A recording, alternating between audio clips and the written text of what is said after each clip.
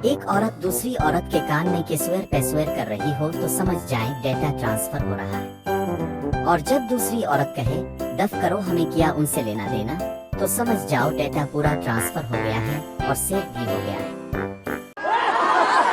नहाने से 100 बीमारियां दूर हो जाती हैं, लेकिन न नहाने से जो बीमारियां दूर रहती हैं उनमें से एक महबूबा भी है।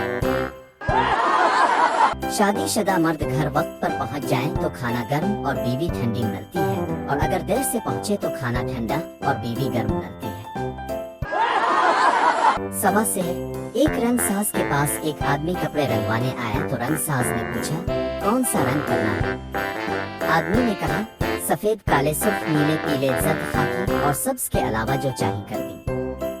रंगसाज ने ये सुनकर कहा अच्छी बात है, अब हफ्ता इतवार पीर मंगल बुध जुमेरात और जुम्मा के अलावा जिस दिन भी चाहिए आ जाए।